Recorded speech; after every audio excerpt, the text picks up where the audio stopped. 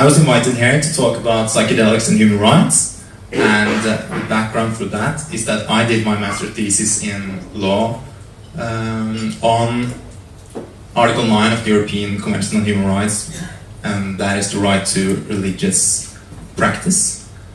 And I think I should first say that you often hear that a lot of things are human rights. Like, I have the right to this, or I have the right to that. But a human right is supposed to be distinguishable from a normal right, in the sense that all humans have it, it's universal, and the state doesn't have to give it to you as such. And this means that if the state have a law that goes against the human rights, then you can say, well, it's my human rights, so the law doesn't really matter. And that's all nice and well, but unless the state listens to you, it doesn't really go that far to say that this is a human right. So what I find most interesting is what is actually a legal human right, and that is one that has a basis in a convention, and that the law has, or the state has turned into a law, and you can just use it for a judge. So what I wonder is there a human right, a real human right that we have put into law that can be used to defend the use of psychedelic drugs? I can immediately think of two candidates. One is the right to privacy, and the other one is the right to religious practice. And for various reasons, I elected to focus on the second one. And this is mostly what I will talk about today. However, a lot of it will also be relevant to the question of respect for private life. So, first things first, drugs are illegal. And in Norway, as in most other countries, you have a list of illegal drugs, and on this list you put basically anything that people use to get high. Whether it's dangerous or it's not so dangerous, it doesn't really matter. The important thing is that people use it to get high, and it isn't one of the legalized drugs such as tobacco or alcohol. And that means that you can only use these drugs for science or medical use. And there is no exception for religion. Right, so that's the basis. But then you have these people that use drugs religiously, and religion is a human right.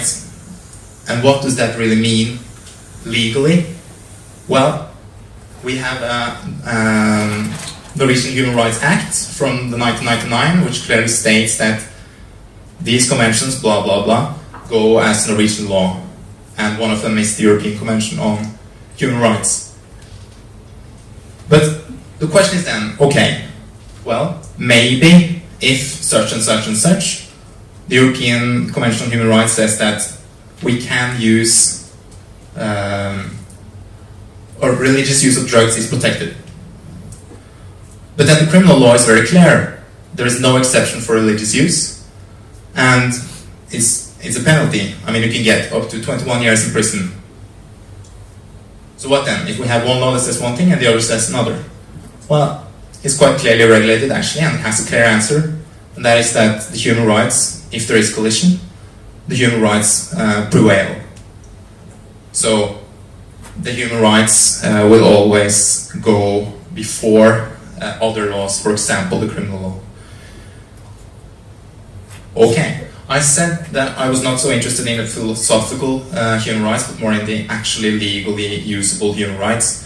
And the best one is the European Convention on Human Rights. And I have to just say very quickly what this is. When it's called a convention, that means that it is a treaty between states. and it's from 1950, and it's today binding for all the members of the European Council. That's basically most countries in Europe, almost every country in Europe except Belarus and a few small ones. And what's interesting about this convention, as opposed to other European rights conventions, human rights conventions, is that it is legally binding, and when the state accedes to it, it has to accept that the European Court on Human Rights has the final word to determine whether a human right has been breached. And if the state does not abide by its ruling, it will be condemned, or it will just be committed again and again, basically. And it is actually obeyed, which is rather interesting for international law, because often international law only works as long as the states sort of want to. But this has worked very well, especially for the last 20 or 30 years. Right. So, why is the human right? Is it an absolute right? And this is what most people think of, right? This is my right, I have it. There's no discussion on the matter. And there are some of them. We have, there is a human right, fundamental human right, not to be tortured. And even if the state has a really good reason to torture you, it cannot. I mean, it's an absolute reason. There's also an absolute right not to be made into a slave. And there are very few of these. And the point is that only very, very few rights work like this. Almost every other right in this convention and in most other conventions, the state can, if it's necessary, it can do something about that right of yours. It can limit it and say that just because we have good reasons, we're gonna take that right away from you, or limit you to only use it in a special way. And I think the important questions to think about is, first, why is it like that? And secondly, when is it necessary? To the question of why, you can ask yourself, is it beneficial to have an absolute right of respect for privacy? I mean, no matter what you've done, should the police never be allowed to read your communication, for example? I mean, some people do think this. Or should there be an absolute right to religion? Should there be an absolute right to freedom of speech, even if that involves making threats or promoting racist or hateful speech? Should there be an absolute right to assembly? I think in a lot of cases it's a good reason not to have an absolute right for this. But also remember that the convention is a treaty between states, and the states would never accede to it, they would never join the convention unless they had loopholes. And this is it. So that's why there are limits, and this also goes for the right to religion and privacy, that you first have the first part of the article. It says you have the right to this and this and this, and then there's a second paragraph that says, well, the state can actually do something about this if such and such. And that's the question now, when can the state do something about these rights? However, first we need to establish that, or whether the use of drugs in any form can be said to be included in this first part, because if we're not in the first part, then there's really no question. So first we have to ask ourselves, can this be a practice of religion, to do drugs? Well, I cannot really translate it to English just on the run, but it basically says that everyone has the right to freedom of thought, conscience, and freedom of religion. And this right includes the freedom to change religion and your conviction. And this is what I've underlined here, freedom to alone or together with others, and in public or in private, to give expression to your religion or conscience through, for example, worship or practice. So, in short, you have the right to express your faith or your lack of faith, and you can do it private or in public, or together with others, or alone. And this is your choice. This is the essence of Article 9, first paragraph. Right, so the point here about drugs is that there have been, numerous people have actually tried this now to argue this for national court, that this is a human right to use drugs if I do it religiously. And there are not a lot of people who use it religiously, but I think the number is growing, and you have several churches who are established in several countries. And all the judges that have been asked this question, like, is this a human right? In the beginning, is it a human right at all to use drugs religiously, have said yes. Yes, it is. If you can say that this is a way of either it's communicating with spirit, or it's getting in touch with God, or it's something that allows you to get into the area that we would normally call religiousness or consciousness, then we are here in the first paragraph, and we can move on. And I think this is the correct way to solve it, because the Court of Human Rights, they have been very clear that the state cannot actually say that this is a right way of religion and this is a wrong way of religion. Because if the state starts doing that, then you cannot really say that you are neutral anymore towards religion. And the state just cannot begin to say that this religion is wrong, because it's such a high risk of the state using that for malignant uses. So we are in the first paragraph, and then the question is, when can the state still deny you to use drugs religiously?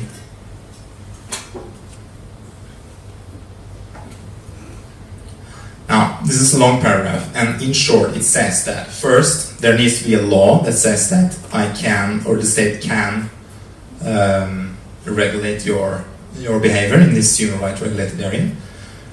And it has to be necessary for a certain purpose to do this. And these purposes, or these aims, they are very clearly put in the paragraph, and you cannot have other ones.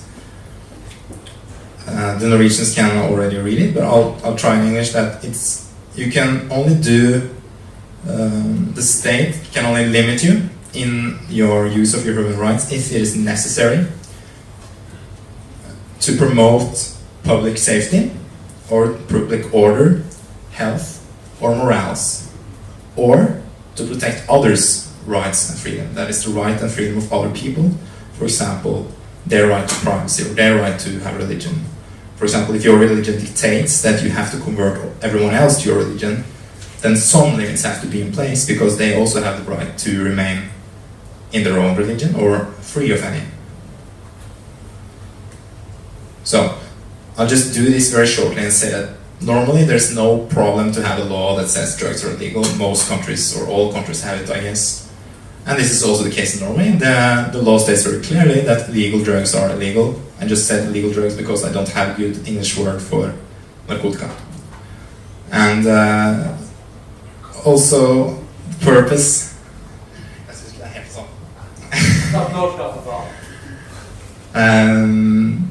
The purpose also is unproblematic. I mean, you ban drugs because you want to promote people's health. That's the official reasoning, and that's what we're going to go with. And then the question is, okay, can it be necessary to ban some drugs and not necessary to ban other drugs? Or can it be necessary to ban using drugs in a certain way and not necessary to use it in another way? Maybe, and maybe not. I mean, this is a fairly important judgment from the European Court of Human Rights. It's from 2010.